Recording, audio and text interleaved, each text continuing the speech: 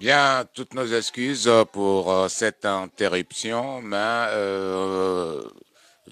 nous ressortons juste pour vous présenter Kanga excuse-vous présenta là et que si Jean et chacun avec des occupations qu'il a en privé aussi, on va tourner ni kosu keratma dans la kobetia. Donc ni Jean Massé Kassingana. Ah ben, je vois Jean. Donc et je vais essayer que Kodonya Univolo. Que tout. Voilà. Donc, amena émission toche parce que yoro mimbi voilà ça ame taraboare kani mali join na ka ɲɔgɔn dɛmɛ ka siraw faamuya ka da ka députés ka kuma fɔlen kɔfɛ ko ka gato di ko bɛɛ k'i ni yɔrɔ dun ko jɔ ka di walasa ka Bakari Togola ka kuma sɔnji la wa ko FOP ni FSD faralen ɲɔgɔn kan olu y'o kumaw de fɔ ɲininkali caman bɔra kuma in kɔnɔna la an balimakɛ Kamara ye ɲininkali kɛ an y'an o jaabi nka sisan nɛgɛ y'an janfa donc Jean nalen ka tila k'a fɔ aw ye an ka bi karabati ko comme gouvernement ma sigi fɔlɔ Mali dun na vɛsi ni karabati de yamaruyalen don walasa o de b'a yira k'i kalannen don o de b'a yira k'i bɛ kodɔn o de b'a yira k'i ni présidenya ka kan o de b'a yira ko ni e tɛ Mali ti jɔ donc anw dun ti vɛsi don anw ti karabati don an fɛnɛ comme Yaya Dumbuya an balimakɛ o y'a vɛsi feere yɔrɔ fɔ an ye ko Siguri kura la ala farala an kan ne yɛrɛ ye dɔ sɔrɔ Jean fɛnɛ a tun bɛ ɲɛna ko Jean tɛna fɛn sɔrɔ parce que min tun yirala ne la ko tun ye laban ne tun y'o ta nka Jean yɛrɛ fɛnɛ ko ne ma k'ale taara suguba la Suguni kura la k'ale ye dɔ sɔrɔ yen tabarikala an fɛnɛ ye nin vɛsi don walasa an fɛnɛ ka jɔɔni sɔrɔ k'a jɔ an da n'a ma ɲa maa minnu ko k'u b'an ka faso jɔ n'olu y'an ka sariya bɛɛ fara donc an yɛrɛ y'a tɔ fara aw ɲɛna n'a ma ɲa mɔgɔ ye jamana min passeport fara ni fɛn ma b'o la ni o bɛ se ka kɛ jamana min na a ka kan an ka fɛn fara fɛn min b'a yira ko maa minnu jɛra ko o fɛn sigi olu yɛrɛ m'o batu maa min jamana kɔnɔ mamunu ko kolubanga heranyini nu oluwe horon koloye mamunu ko kolubanga faso jo kaso ya oluwe yere jode la nga katla sigi an hakili kan on de fene ko aratu nga kan an ko de teke sinani kubida ou kutida en tutui c'est qu'à fois de commencer nga ti fo commandado ala na fo machika kalokala kante teme donc Jean i bismillah ka haketo nyini la membre fait amena se lettre mama yoroma anga vesi dungu yere yorola a mais Jean moi incarné parce que na manya gato tla do anga vesi sur wala sa fenega do soroke ko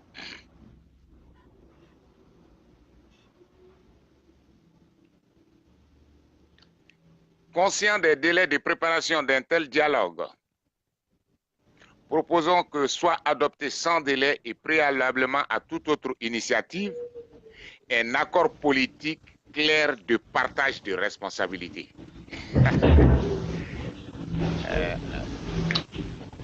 Oko. Ni a fɔ bamanankan cɛ i la de bɛ tila k'a fɔ bamanankan parce que i tɛna n'a kuma fɔ cogo si la kuma in kɔrɔ fɔ an ye n k'a faamuya. Proposons que soit adopté sans délai et préalablement préalablement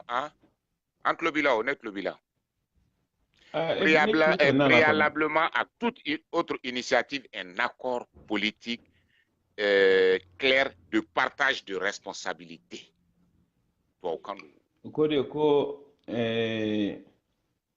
Lajɛ ni ka kan ka kɛ lajɛ in u ka jɛ ka a kuntilenyaw fɔ ɲɔgɔn fɛ bon ko yani ko wɛrɛ fɛn fɛn ka kɛ président bolo k'u ka bɛn sɛbɛn min b'a sɛbɛn jɛlen min bɛ baaraw kofɔ ani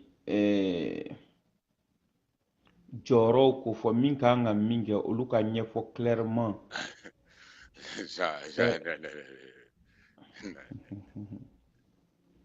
Non. E ka traduire. Non. I ka kalan dɔɔni. Non. I ka kalan dɔɔni. Non. Ne b'a fɔ n t'a la n b'a faamu cogo min. Oh, i ta in fɔ ban parce que mais n tɛ se ka diɲɛ i k'i ta in fɔ. Keta, écoute ça. N bɛ ko kelen f'i ɲɛna. U ye min sɛbɛn ne b'o de fɔ. U ŋaniya ye min ye e bolo e b'o de fɔ. D'accord. O tɛ ne ka baara ye. Ne bɛ min fɔ a bɛ se ka k'o ye ŋaniya wɛrɛ bɛ se ka k'a la laɲini wɛrɛ bɛ se ka k'a la. Mais kuma dɔw de bɛ yen kuma bɛ u janfa o fana fɔcogo wɛrɛ bɛ yen mais min sɛbɛnna an b'o de fɔ wa n'i tora ka ɲugu ɲaga ninnu kɛ ne ka kuma la ne tɛ se k'a faamu ne yɛrɛ tununa kuma kɔnɔ donc f'i ka kalan an ka taa dɔɔni. Conscient des délais de préparation d'un tel dialogue, proposons que soit adopté sans délai. Ko a sigi ka fɔ min ka fɔ k'a fɔ ko a ka kan ka teliya parce que a man kan ka sumaya k'u yɛrɛ dalen b'o la.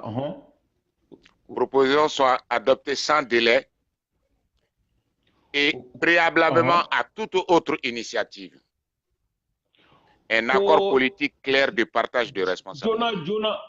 Jona o man kan ka mɛn bilen sigi ka fɔ kan ka kɛ ka bɛn ko dɔ kan wa ka bɛn fɛn mun kan fana tilali ka kɛ min jɔyɔrɔ ye min ye o ka se k'o kɛ un partage de responsabilité ou bien bon i jɔ n t'a fɔ i ye min fɔ assorti d'une feuille de route transparente connue de tous.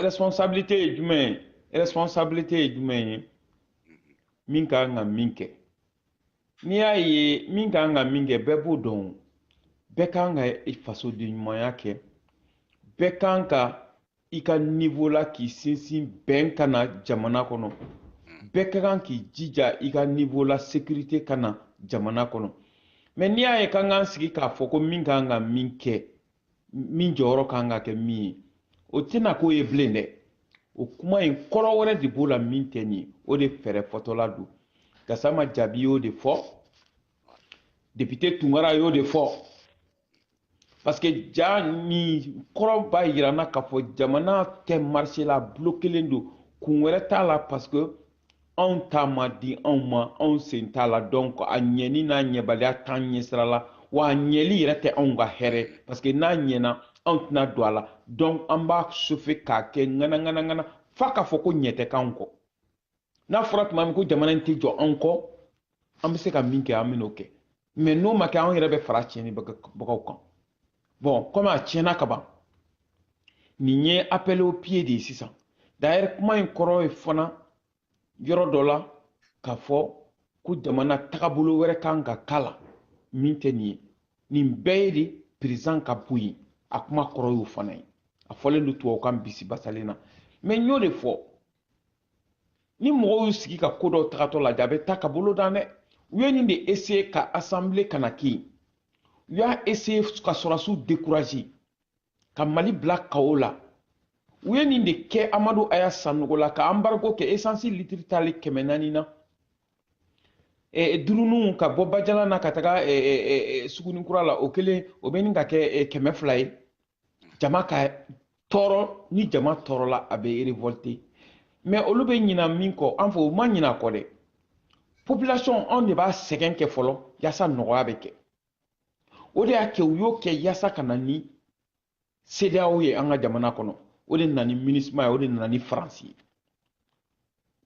ninnu ka kɛwale kelen de y'a kɛ kosɛbɛ ka jamana gɛlɛya f'u sen ka don a la n'u sen ma don a la a ti nɔgɔya a dun bɛɛ bɛ kɛ anw de kɔ kan wa anw kelen de bɛ tɛgɛrɛ f'u ye Keta bon vas-y a fɔ i ka kan na tu as la liberté d'exprimer voilà parce que i ka ni explication ne ma convainc ne fana hakili ye min ye anw ye ne den an b'a fɔ tubabukan na ko olu da ti don Mali jɔ ko kuma la petu u ye bo kasa min bila u ye tasuma min wuli ko n'aw bɛ fɛ an k'an da don a tasuma fagali la aw ka na an ka tilali kɛ préalablement tubabukan na je n'ai pas kalan ma kalan mais le mouton o ye sɛ ye tubabukan na donc préalablement ko n da tɛ don a la petu k'u da tɛ don a la ko fɔ pour Umar Mariko ka tɔn ani Musa Senko le déserteur ani Sumaila Sise ni Kɛbilen Dramé ko abada i ko Tunkara y'a fɔ cogoya min na i ko yɛlɛmani député y'a fɔ cogoya min na ko olu da tɛ don Mali jɔli la ni an ma tilali kɛ ka olu niyɔrɔ di an ka sɔrɔ k'an sigi ka taa gɛrɛ ka kuma fɔ donc Mali ye sama min ye gato min ye tilali tuma sera a y'an fɛnɛ niyɔrɔ d'an ma n'o tɛ kawo min kalikan fɔra u fɛ nin ye o y'o de ye tubabukan de don tubabukan mais proposons que soit pris sans délai au lieu k'u ka dan o ma u ko non au préalable ka ɲan'an ka fɛɛrɛ ɲini Mali jɔli la a y'anw niyɔrɔ d'an ma partage un accord politique clair k'a sɛbɛn papier kan ko bon aw ta ye nin ye Mali ye sara 10 ye aw ta ye sara 5 ye anw ta ye 5 ye silamɛw Diko ni cɛ dɔ burankɛ u ka ala kɛ Mali ala ni a tɔgɔ ye di ko ye ko o fɛnɛ ta ye donc partage tubabukan na ko tilali u ye responsabilité min fɔ o ye ka mana da anw ɲɛna n'o tɛ responsabilité bɛ tɛmɛ k'i jɔ i faso n'a juguw cɛ wa aw m'o kɛ fɔ aw de ye faso jugu ye Sumaila e de ye mɔgɔw wele CEDEAO wele sa ye min fɔ sisan ko aw de y'a wele Kɛbilen Dramé aw de taara ani Musa Senko aw de ye accord de Ouaga signé n'o bɔra ni accord d'Alger ye aw de ye embargo kɛ ka taa aw sigi Ouagadougou ko tant que n'aw ma don gouvernement la ko Cheikh Modibo a bi baara kɛ sa dɛ nka fo anw fɛnɛ ka dɔ dun partage in dɛ responsabilité o ye métaphore de ye ka mana d'anw ɲɛ Jean donc gato tila parti politique o de kama an balimaw an ye charte ne de radio Tunga kan an ye charte de parti fara ça n'a plus son sens Jean-François babu tɔ lase. Donc o de don nin lettre in ye dusukasi ye sira bɛɛ fɛ min na an y'a daminɛ kalanw ye émission tigɛra an bɛ hakɛto ɲini aw fɛ ni y'aw hakili tora a la mais a bɛ se ka an ka faamuyali la dɛ an ka faamuyali la an m'a fɔ mɔgɔ wɛrɛ ka faamuyali la an ye faamuyali min sɔrɔ yen na nin lettre ye dɔgɔyama de ye k'a ɲɛsin maliyɛn bɛɛ lajɛlen ma k'a fɔ ko olu kɔni ye nin min ye sisan ko jamana ɲagamina parce que olu de y'a ɲagami ou bien hali n'u ma ɲagami a ɲagamina u ma sɔn k'u sen don a la u ma fɛn kɛ u kan ka min kɛ jamana ka sumaya par exemple o dɔ ye jumɛn ye les familles fondatrices maîtres ka grève ko la olu wulila ka taa maîtres bara k'u ɲininka k'u lamɛn ka bɔ yen ka taga président lamɛn ka segin ka taga ni ka segin kɛ u ye solution sɔrɔ a la président sɔnna sarako dɔ ma kosɛbɛ donc olu m'o ɲɔgɔnna kɛ olu ko k'u da tɛ don a la o ye min yira sisan u yɛrɛ ka kuma kɔnɔ u ka lettre kɔnɔ ko fɔ jɔyɔrɔ ka d'u ma ko la wa ni jɔyɔrɔ bɛ d'u ma fana sisan yan'u ka u sen don a ko la fo fɛn dɔw de ka kɛ jɔyɔrɔ ka d'u ma ko kura mun bɛ kɛ ko k'olu bila sen na o ko kura ninnu u y'u yɛrɛ minɛ u ma olu fɛsɛ donc nin ko min filɛ sen na nin ma kan ka jɔrɔ maliko la nin ko min bɛ sen na an ko une fois de plus Gassama ye kuma min fɔ a y'a confirmer Tunkara ye kuma min fɔ a y'a confirmer wa min fɔra diinɛ ɲɛmɔgɔw ka ko la o fana confirmer an bolo kosɛbɛ donc nin bɛɛ anw kan k'a dɔn jamana ka taa ɲɛ jamana kana taa ɲɛ nin ko si t'o ye nin ko in ye an ta t'an bolo n'an ta t'an bolo an da t'a la o de ye nin donc a bɛ dusukasi kun bɔ a bɛ dusukasi yɛrɛ kun bɔ n yɛrɛ min mɛn nin y'a tile 4 ye premier ministre ma se ka taa parce que bɛn ma k'a ko la fɔlɔ si ma sɔn si t'a ma o ye min ɲɔgɔn kɛ Wagadugu ni Blaise Kasirou bolo yen o ɲɔgɔn de filɛ nin mɔgɔ min yɛrɛ tɔgɔ dilen don an y'a mɛn cogo min maa kɛmɛ caman tɔgɔ de dilen don mun kan ka kɛ ministre ye a bɛ de sisan i b'a fɔ Brésil équipe nationale sugandili i bɛ mɔgɔ 11 bɛ taa Brésil équipe nationale ou bien mɔgɔ 22 bɛ taa yɔrɔ yɔrɔ baara de b'i bolo Mali ta kelen b'o de ye u ye lisiw bila ka taga bɛn kelen tɛ foyi la fɔlɔ donc an ka sini jɔrɔ banna an ka sini bɛ kɛ cogo min an kan ka dugawu k'a ko la vraiment an kan k'a fɔ vraiment mais ce qui est grave tu soulèves on va se donner 15 minutes pour terminer cette émission et tu soulèves le problème de la nomination d'un premier ministre. Jean, c'est un vrai problème au Mali.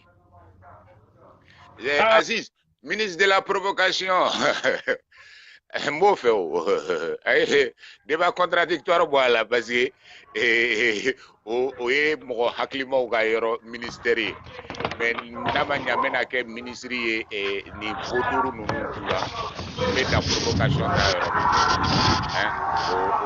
o b'i bɔ n'o tɛ portefeuille fila cɛ mais faut k'an fana ka jɔ dun mais Jean c'est très grave 72 heures des gens qui ont demandé et la malhonnêteté de camarade Diko et sa bande à Bolo et puis leur dieu oui le premier ministre tout à Bolo le pragmatisme et je salue en passe hein o de fɔr'u ye ko Boubé Kata dɔrɔn même si le pays va être bloqué Boubé Kata dɔw yɛrɛ ko i bɛ ka taa ni y'u ɲininka ko jɔn bɛ na bon o mɔgɔ tɛ yen donc nin ye mun jamana sugu ye Boubé Kata sisan il n'a pas Nous, le fond, où il est le Premier ministre choisi, il va contempler. Je pense qu'il doit avoir ce problème-là. Bon, il va quand même choisir 600. Il faut le soit Mali, non t'as. Ça, c'est un réel blocage. Tout à fait. Donc, on est né porteur robot, mi fina, ni a que moi, porteur robot yo de yo. Olu tunga fo ameni premier ministre Soukou de Nofé. Ni be kamana mouwa min taola. Si il répond aux critères. Ou les porteurs robots. Ate ka fo kaka ibulu nyeshi dola de. Ou ka fo ameni premier ministre Soukou de mais critère de be anto yanga gato dunge. Faut ka ke portrait robot là. Bon, ne amana ke fin. Amana ke fin. Ou ka ou ka portrait ay portrait ay tese kan kumene. Al shinini nanana kuma yetuguni. Portrait robot inte au lieu de koko boubé mai donc ni ministre do de kana o de atonya fongo ibeka ka démissionner ka tout bolo malinka chika jensan be kan resro des gens malhonnêtes incapables même de prendre en charge eux-mêmes ay to foke non Jean portrait robot et c'est un balmao Jean ka to kan ni portrait robot ba amba ko dabla bi ni taba photo re anga akaki portrait robot e jume abiko ni bisigili ke c'est-à-dire ki sikidro kamiri et ni nebe mobile fait akake e Mercedes yi mais apporti ka keta adaka keta akulu kapo kadaile Mercedes yi Mercedes yi de donc maintenant il y a fourni Mercedes classe E parce que voilà meta classe ça non tenu comme Mercedes capo bedaile 180 ça tol bedaile Jean tol bedaile ibna foko ito fait Mercedes E 180 Pedra clé Mercedes nous au faut me domingo ça jambay donc voilà. Donc, Jean, portrait robot, niet. Diko, Bouye, surtout comme Bouye alaye. Ka dese ka ibeka ka président ya bali, mais ouira ka kuma ko asera ka tigri lata, juguni lata, alisa juguni anga folie bi. Donc, aka fosi ça. Aye sodi aye oye boli soye.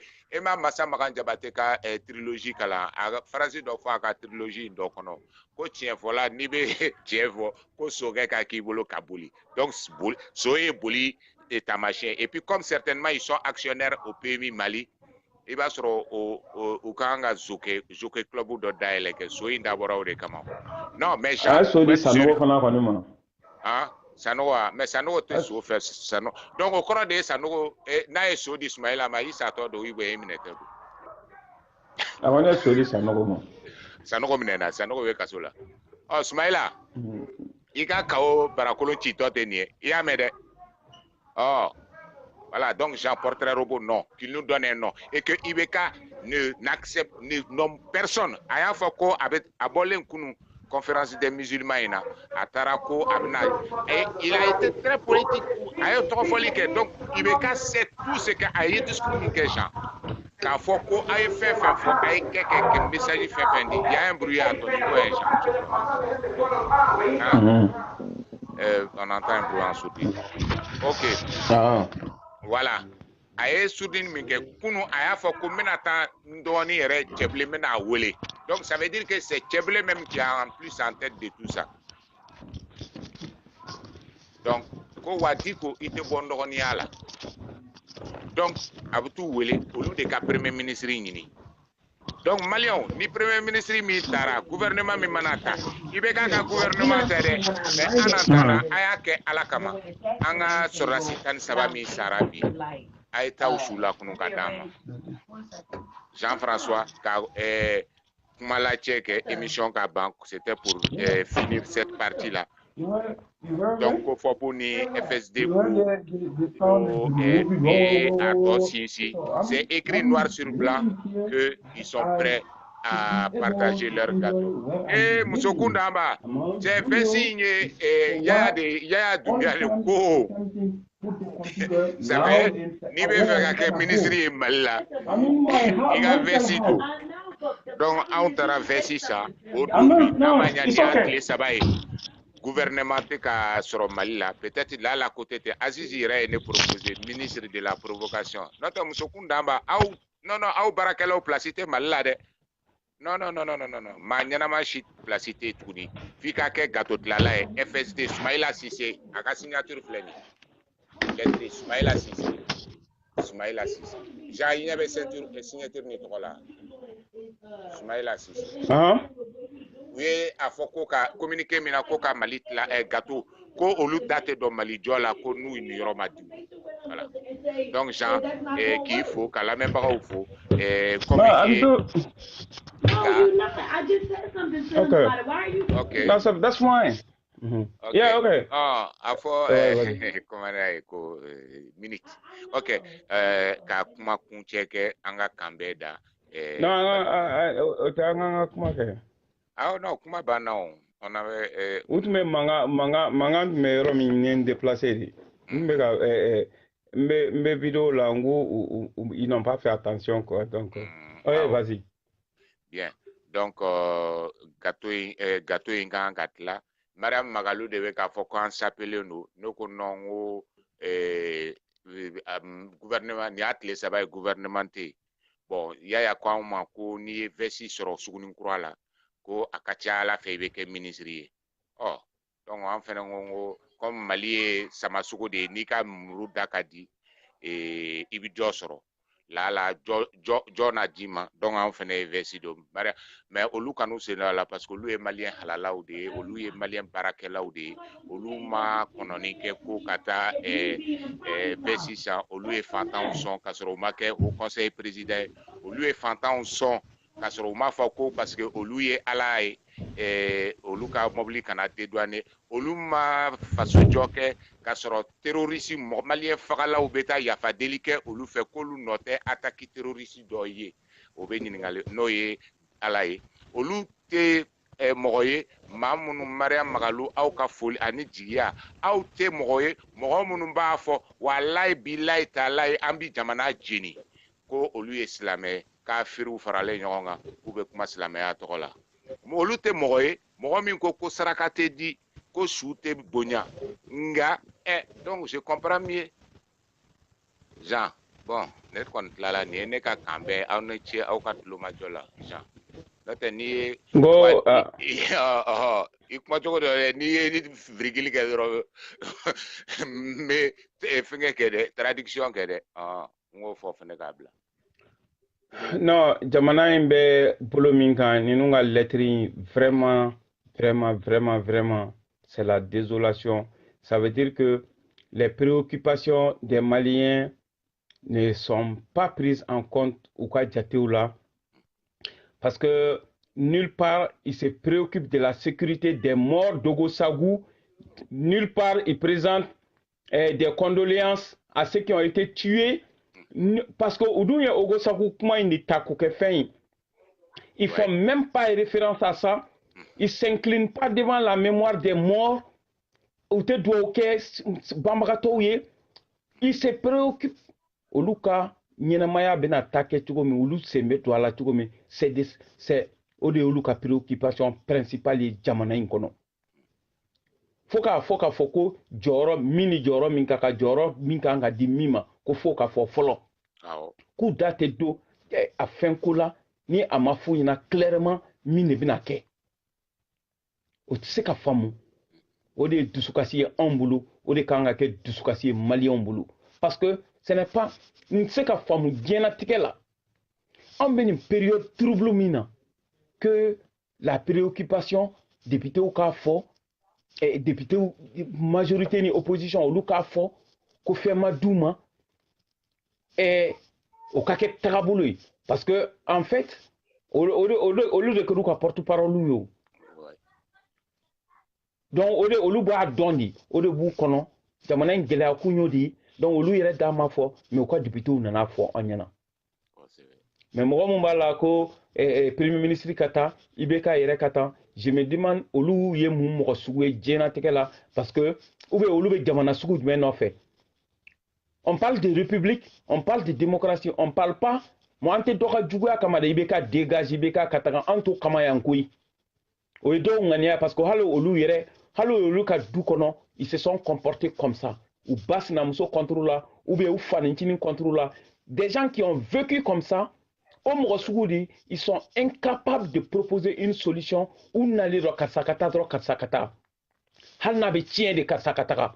En nous kumana, en des gens qui pensent au devenir du Mali, des gens qui pensent à la République. En nous kumala.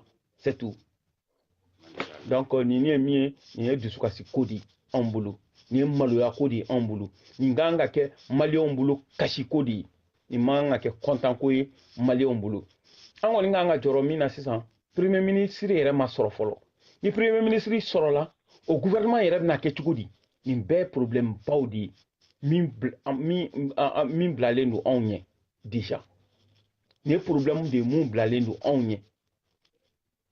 En sigilen bɛ an kɔni t'a dɔn le qu'est-ce sera fait demain la sini bɛna kɛ cogo min an t'a dɔn an t'a dɔn mais ne bɛ kuma laban ni min ye IBK n y'a ye a taara Mamadou Diko au conseil fɛn na a ko Mamadou Diko est son frère il restera son frère u bɛ kɛlɛ u bɛ dimi ɲɔgɔn kɔrɔ yɛrɛ u b'u funu ɲɔgɔn kɔrɔ mais il restera son frère ko ale bolo balima kɔrɔ tɛ yen quoi. Ale balma à balmadi, quel que soit ce qui adviendra. À balmadi. Et Ibeka Fo, on voyait la sincérité dans ses propos. Et comment Mundo Fana, Mado Mogokanga, il dessous dépassé, qui a fait dépasser pour que Kanani paye. Ore la ngongo Mamoudiko Fana Kakuma, un seul mot avec un problème belébélé ou réglé. Une seule phrase avec problème belébélé ou réglé. Jamanaï anyo jamanaï don au Togo de là. Donc ça c'est un espoir. Il faut que chacun s'implique. Mon côté jamanaï akabo dingé kono ça. Ibeka élu là dit à moins que anga saria were ta saria mimbato kafo ko amese ka président anga fait on irait contourner. Bon nous koko Ibeka kata ne son enfant Ibeka kataka mais ce sera chacun son tour chez le coiffeur. Voilà. Parce que on fana be se ka mo woro fana Ibeka fana mo ba fo président min bena flemana ci galamala ou bien olu re be se ka na ni fɛn ba do ye kan sago make hal ni mo kelen sara olu fana be se ka fo an ko président mena ko mo te sara akataka.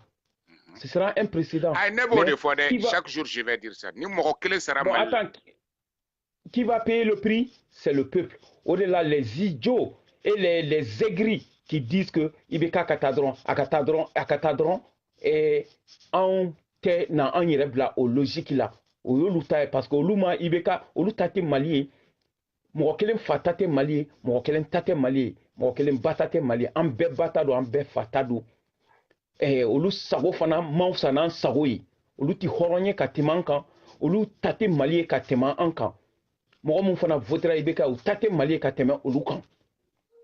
Donc olu ko kakata parce que mando lui olu ma foko ni makem no takara ni mo fana mana sa abna kiteni anga to logique fait no do anga to logique fait Mali c'est le Mali qui va perdre, c'est les Maliens qui vont perdre ou mami famu o de oui ni aye ambe et saria kokuma ni saria kokuma la parce que quand ta fait quand il bla au logique sugu do de là on ta avec be de là ateke mo kilina kui des gens qui pensent que modo kausani doyi modo ka intérêt de dorta sans fait ou quoi continuer à faire mais nous on irait bla au-delà mais si jamais que ce sera un précédent on fana tignine on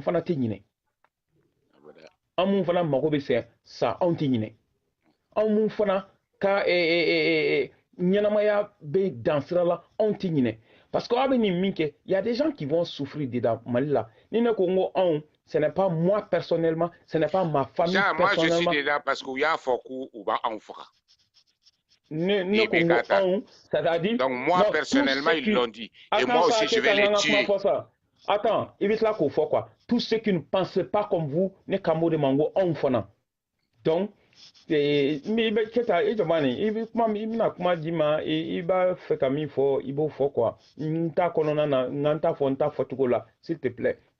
Ningongo on oyodi oyaye on fin fait, nous tous qui avons refusé que le pays foule au pied ses règles, c'est nous tous qui avons dit que Ante Soumaïla fait bi, Anta fait chini. Parce que dɔwɛrɛ ko a finen do, dɔwɛrɛ ko kɔrɔbɔrɔ do, dɔwɛrɛ ko a ma wari d'a ma, dɔwɛrɛ parce que a ye maki min kɛ jamana in kɔnɔ, a ye nun yira jamana in kɔnɔ, o b'a yira na k'a fɔ jamana marabaga tɛ. Anw m'a fɔ critère wɛrɛ foyi la o kɔ. Ka tila élection kɔnɔna na mɔgɔ min nana ni siya wɛrɛ mɔgɔ ye, jamana wɛrɛ mɔgɔw ye ka wari d'u ma k'u bila an ka élection suɲɛni na. Mɔgɔ min nana ni mɔgɔ wɛrɛ mɔgɔw ye ka na ni mercenaires ye jamana kɔnɔ. Mɔgɔ min da y'a fɔ ko n'ale tɛ ko jamana ti basigi, an t'a fɛ k'a da nin bɛɛ de kan. An t'a fɛ k'a da olu de kan. Dɔ wɛrɛ tɛ.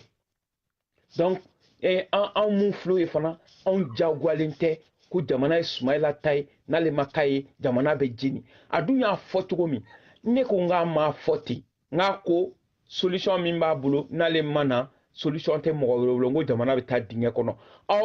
Aw ye n sɔsɔ, ne de y'aw sɔsɔ, malheureusement aw de ta kɛra tiɲɛ ye, parce que aw min ko ko jamana bɛ jeni, ne tun kɔnɔ n ko tɛ, mais aw ta kɛra tiɲɛ ye. Parce que kabini a ma k'a ye, an ɲɛ b'a la jamana tɛ ka lafiya. Fo kana se bi ma, jamana tɛ ka lafiya. Donc an t'a fɛ o de kama. N'aw nana n'a jagoya sigi, aw ye mɔgɔ mɔgɔ jagoya sigi ka dangari nin ka président la, ce sera un précédent.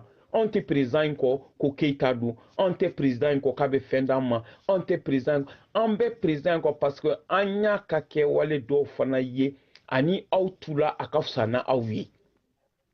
An ma mɔgɔ wɛrɛ fɔ a kɔni ka fisa ni aw ye, aw fɛn fɛn a ka fisa ni aw ye. Ni mɔgɔ wɛrɛ tun don, d'accord, mais ni Soumaïla ko de don a ka fisa ni Soumaïla ye.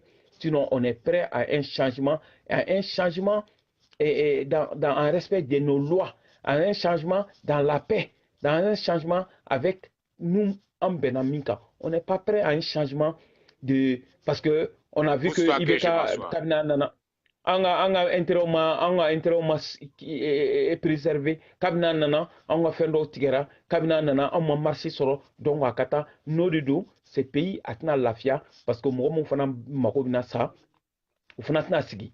Et malheureusement, la population mbe ka tɛgɛrɛ fu ɲɛna a bɛna k'olu de la an bɛna to logique kan sa ni ala ye min kɛ o ka kɛ ni kawo bɛ kɛ kawo ka kɛ ni min bɛ kɛ a ka kɛ i bɛ ka yɛrɛ ka taa wallahi i bɛ ka taa i bɛ ka taa i bɛ ka kɛ taa on va voir aw de bɛna ɲɔgɔn sogo dun yan aw bɛ ka fɔ mun ye vénérés ye aw bɛ ka fɔ mun ye le très respecté aw de an ni bɛna aw ye aw n'olu ye yan ne ka ala deli bɛɛ ye i bɛ ka taa bi nka ala deli bɛɛ y'o ye.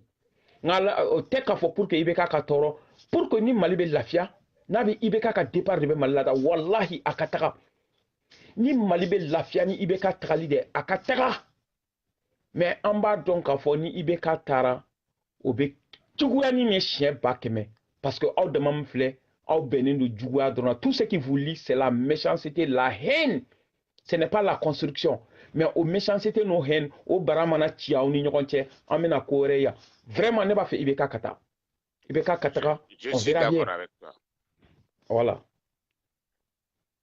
bon mais je crois que ni Mamadou dit que kera ambassade du Mali au Qatar et à comme Georgie Kodo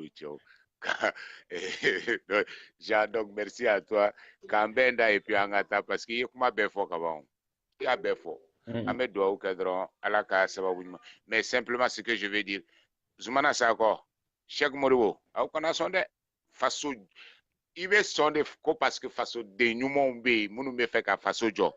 Ah, il y a une lettre in Kalan. Nous nous te face au jour là où il y a des ou de coca malit la pour nous yoro douma. Donc, ah, d'où t'es un yoro di mokoma. Now, son affaire, mindara toka ou bedauka. Voilà. Ni Soumana Sako, malala ni Soumana Sako be songana, mais ni Soumana Sako, parce que Soumana Sako est opposé aux accords de paix ici du processus d'Alger. Au Manala ni Soumana Sako be songana, mais au rôle où il y a des Soumana Kanango, hôtel où il paraît que hôtel be Chamamba be Fenge Ismaïla Sisebulu. Accord d'Alger sababu yala hôtel où marché c'est grand hôtel fene parce que un auditeur de la k'a fɔ an ye ko Sumayila de olu faw de tun ye actionnaire k'u ka action jagoya minɛ u la voilà. awɔ ne bɛ caman dɔn o la mais ne voilà tɛna olu donc fɔ mais moi il paraîtrait donc il paraîtrait j'ai eu ce dossier là entre les mains wakati dɔ la bon pour ne pas c'est vrai alors enfin professionnel voilà. Tout ça là mais c'est vrai que la session du Grand Hôtel a posé problème et que bien avant que Bali ait le Grand Hôtel, c'est Almami Sila d'abord. Almami Sila, il y en a cassé Bema. Mais depuis au Grand Hôtel de 1947, il y avait des actionnaires maliens, et des actionnaires autres qui ne sont pas maliens. Quand il a fallu céder le Grand Hôtel, il faut maintenant que ces actionnaires de 1947 ou action ou ka segu ou ka dédommager o action tout ça na warmina à l'époque o wari fango évaluer o bena besefa ma joli la bi kaseka fen chaman technique tumba la quoi barami tuno bara gelendu mais à l'avant Moussadek Bali bolo et tout le monde sait Moussadek Bali ani Soumaïla barake ɲɔgɔn fɛ et ceci expliquant cela ko caman b'a la quoi bon de façon formelle bon olu ye fɛn dɔw ye justice ka domaine dɔw bɛ yen information domaine dɔw bɛ yen wa olu ninnu t'olu bɛɛ ye mais fɛn mun bɛ Mali kɔnɔ ni maliyɛnw y'a dɔn don o don walahi u ti ɲɔgɔn kunkolo foroko bɔ mɔgɔw nɔfɛ ne b'a dɔn société entreprise d'état ninnu cédera ka IBK to premier ministre la ka Soumaïla to ministre des finances la tuma min je suis au courant que IBK n'avait pas voulu que mɔgɔ mun bɛ pouvoir gestion na ou ka kɛ actionnaire ye société ninnu na contre son avis il y avait un clan qui était plus puissant que lui olu clan mɔgɔw caman u tun bɛ a fɛ u ka action san. Je ne parle pas du clan CMDT Keta. Si je dis un clan, c'est au niveau du gouvernement, c'est au niveau du parti politique. Je te dis, ne mange pas le piment par ma bouche. Parce que n'est qu'un clan Korote, un clan CMDT ou un clan ACI ou un clan. N'est qu'un clan, c'est-à-dire il y avait un clan, une oligarchie, fin d'autre, mais mon gouvernement ou parti politique ou la moun tout m'a fait. Comme il gâteau la ko il met qu'à faire bitoumi mon tout m'a fait qu'à même mise que société nous et IBK n'était pas d'accord mais au clan au luka comment mena kateme IBK attaquant IBK connaît je peux l'assurer que IBK ma son action quelle est ta société quelle est na Mali kono mɔgɔ mun y'a ta u b'u yɛrɛ dɔn IBK b'u dɔn o de la IBK b'a fɔ ko kaye b'a bolo kaye min b'a bolo a m'a fɔ ko rapport de mɔgɔw ko vérificateur ka rapport o tɛ dɛ kaye min b'a bolo ni vérificateur ka rapport kelen kaye wɛrɛ b'a bolo kaye de présidence kaye d'entrée fana registre t'a bolo keta an b'o kuma kɛ wagati wɛrɛ n'i ye kuma dɔw fɔ wagati dɔ a nafa t'i ye a wagatiw non ne t'a fɛ i ka kuma bɛɛ fɔ wagati bɛɛ la i tɛna se ka développer wagati min a bɛ nafa ɲɛ kuma la tuma min i b'a fɔ olu tuma il me semble que sɛsɛn bɛ fana kɔnɔ quoi donc parce que jamana bɛ cogoya min na il faut qu'on les mette en garde Musa Traoré tun bɛ ka kaye min ɲini a kɔnɔmɔgɔw aw tɔgɔ a bɛɛ dɔnnen don démocratie mɔgɔ ninnu Diko Cɛbilen Darame Soumaïla Cissé n'aw ko k'aw bɛ Mali ci fɛn m'aw bɛɛ bɛ taa nɔfɛ Jean duwawu don kɛ an ka taa cɛw Ala ka sini kɛ an garizigɛ ye n tun b'a fɛ ka kuma dɔ laban mais de toute façon tu as décidé de faire la grimace tout ça là donc an b'o bila o yɔrɔ la yen an bɛ kuma dɔ fɔ sa kuma dɔ fɛ kɛ ayi kuma fɔ sa comme n'i ka ladura dɔ minɛ i la o fɔ an ka taa sa je me réserve ce droit là aussi donc an bɛ dugawu don kɛ nin paki donya ba in na Ala ka jamana lafiya premier ministre kuma sɔrɔ u bolo fɔlɔ Ala ka sagesse don u ni ɲɔgɔn cɛ nyame re ko ministre to min tara aka kachare mais o fana be bina ke problème de ambra 600 premier ministre ko ni ministre ko bina ke problème ba de le Mali sera bloqué entre temps 4 jours déjà on n'a pas le nom du premier ministre, à plus forte raison composer son gouvernement. Donc c'est un véritable partage des gâteaux qui se dessine. Sinon ni premier ministre maï otunganga sur le premier ministre min kayi au boulot déjà. Au moins 3 noms otumbu boulot déjà qu'a proposé. Ou bien ministre donc. Mais maintenant c'est maintenant qu'on cherche qu'un premier ministre Boyi, qu'un pays bloqué. Maintenant on cherche. Est-ce qu'on va trouver? Ce qui est grave au dedans. Au-delà je me demande Nasro, ils réalisent bien ce qu'ils sont en train de dire.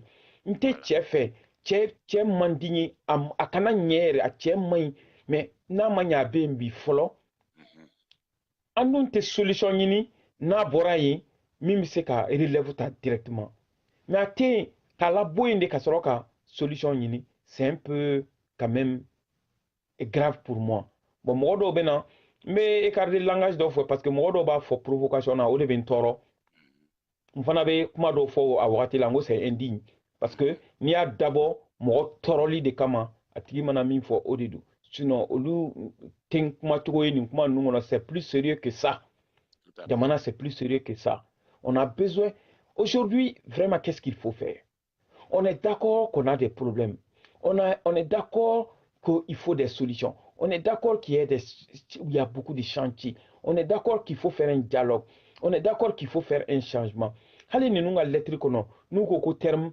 de référence kanga élaborer de commun accord mais pour que ben noya amenez votre proposition. Merci. Mais on va pas quand sigide ka nini. Si vous voulez que premier ministre amenez votre proposition. Bon, de toute façon alaka jamana imbaski alaka jamana lafia ataki mu kera ni mo ni toro alaka yafakuma alaka nyere ke jamana de nyumanyi jamana marabaka wala ka hakili nyuman duma mo mun dabe du jamana kola alaka unne maya ka kuma nyuman buda alaka inspiration nyuman dan be ma min kan jamana ma ka ben sabati ani nyokonte mo do ba foko duwa kera ko duwa timine duwa be mine quoi parce que amine na mine bale atambulu ala de ko en ma kanga le deli kanga aba en son Nabila Isao des fois frappez on vous ouvrira demandez on vous répondra mine cherchez vous trouverez donc on va frapper la porte jusqu'à ce qu'on nous ouvre on va demander jusqu'à ce qu'on nous l'accorde enfin avec ala deli et amana ala jay tumami akan jabi ante ala deli dabla ko parce que ateka jabi ou et puis ala de ko ama kanga deli angana seke mais keta femine do angana seke ala deli la mina parce que o ni bebe maratuko fana yira ni ko keta drome tandian abibulu ni drome tambibulu ajian chien maja keta ajiansa ka keta mbidele ajiansa ni nya ke ka sero la peut-être que tu vas plier peut-être que